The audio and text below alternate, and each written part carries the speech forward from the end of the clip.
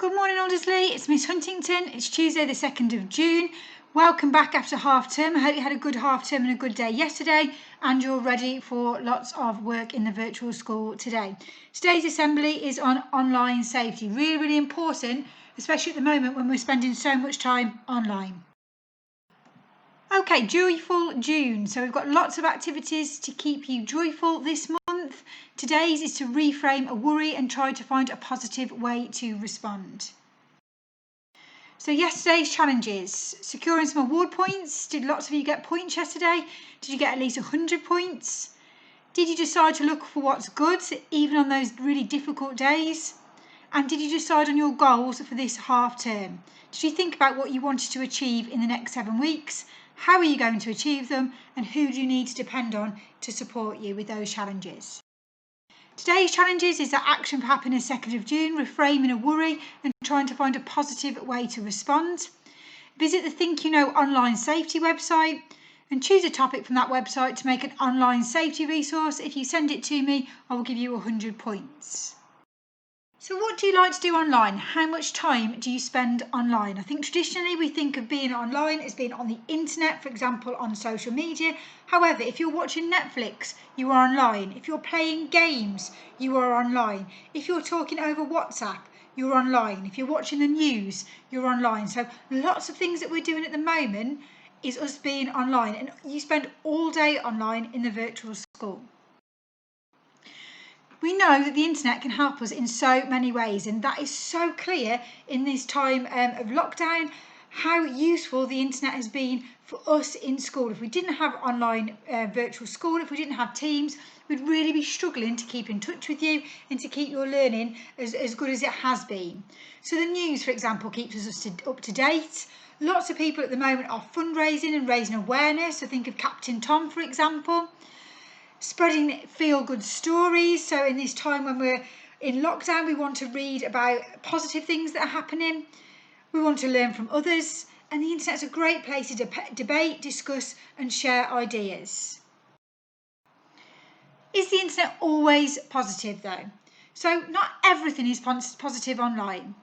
Often misunderstandings can lead to disagreements and conflict. People can make those mean comments and deliberately harass you or send hurtful messages.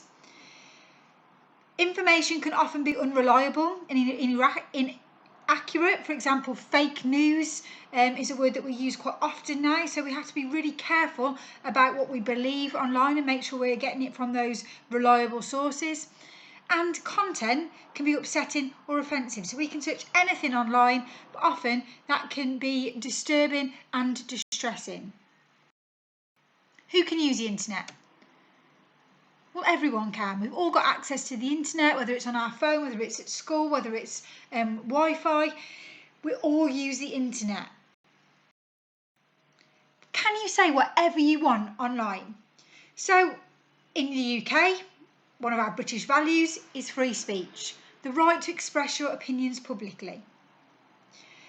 In some countries, information is censored, so information is removed. So if something is offensive, it's removed from books and films. Another definition to go through is online hate. So people who hate online target people or communities because of characteristics like gender, transgender identity, sexuality, disability, race, ethnicity, nationality, or religion. It could be offensive, it could be mean, threatening, it could be targeted directly at one person or a group, or it could be generally shared online. In its most extreme form, it can break the law and become a hate crime.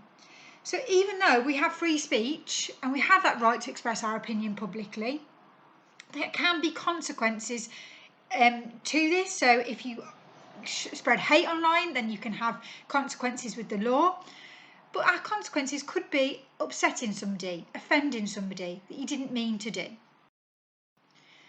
So what should we do if we read something upsetting online? Block either that person, if it's somebody you know, or block their account if it's on social media. Report it. You can do that to all of the social media sites. You can press report, or you can go on CEOP and report anything that's particularly upsetting. If it's a friend, you can speak to them. So pick up the phone or text them and say, I'm upset about this, it offended me because, but you need to do that very calmly. So calmly explain why you disagree, but don't get sucked into an online argument. That can lead to you making situations worse or getting yourself involved in something upsetting. So if you respond with anger or malice, then you can fuel that argument. You could just ignore it. So if it's something you've seen online that you don't like, but you think I can ignore that, then that's fine too. But if it's affected you negatively, you must tell somebody, whether that's a trusted adult at home, whether that's your head of year, or whether you report it to Childline. So a couple of scenarios. What would you do? Someone in your year group has been sharing around online a really disturbing image of a dead animal. You're not sure why they're doing it.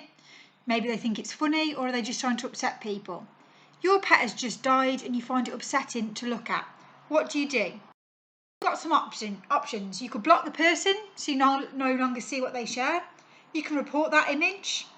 You can explain to that person that you find that picture offensive and ask them to take it down, or you could do nothing and you would just ignore it. All of these options are okay. If you feel that you need to block somebody because you don't want to see something, that is okay. If you want to report the image, that is fine. And in lots of sites, they will take the image down. If you've got a good relationship with that person, you think, do you know what, I just want to talk to them about it, fine. And again, if you're happy to just ignore it, then you can do that too. But if something upsets you negatively, you must tell somebody. After a recent terrorist attack was reported in the news, some of your friends went online and gave their opinions. You didn't agree with what they had to say. What do? You could speak to them about their opinions. You could write mean comments back explaining how wrong they are. You can accept that you will agree to disagree, or you could do something else.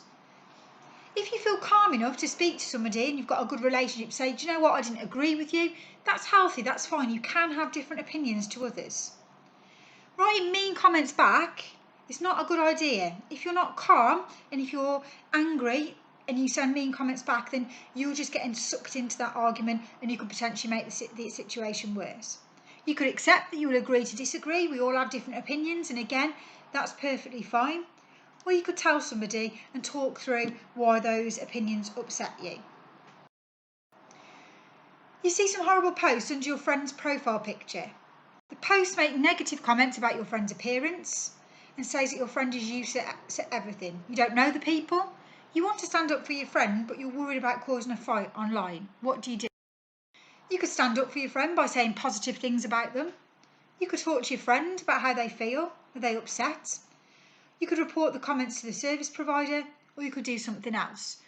Well, it would be lovely for you to put some positive things to make your friend feel better, but does that need to be publicly online, or can that be sent to them personally?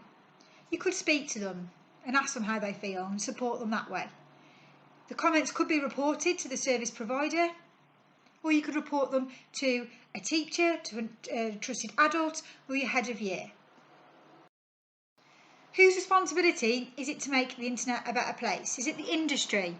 Do social media sites need to put better systems in place to protect people? School, have they got a part to play? Or your parents or family? Or is it down to you? It's everybody, isn't it? Industry can put things in place, school can put things in place, and parents and family can put things in place, but you have got to be the person ultimately that is responsible online. Play your part for a better internet. So the way you conduct yourself on the internet is going to make it a better place. If you are positive, if you're not getting sucked into arguments and you're doing the right thing, then the internet will be a better place. However, remember that you can report things to Childline if you are being bullied. You can click on CEOP and report something that's happening online that makes you feel uncomfortable. So if somebody is trying to contact you, for example, you can access the Think You Know website, which is one of your challenges for today, and educate yourself on online safety. Talk to a trusted adult if anything online is making you feel uncomfortable, whether it's mean comments, whether it's somebody trying to contact you and ask to meet or send photos. Please speak to somebody. So remember, you can contact your head of year, you can contact Miss Evans, you can contact Miss Papari if you're worried about anything online. We're online from 8 till 4, so email if you need anything. Don't forget to fill in the survey, the breakfast and period 7 student voice survey, to be entered into a prize draw. And have a great day.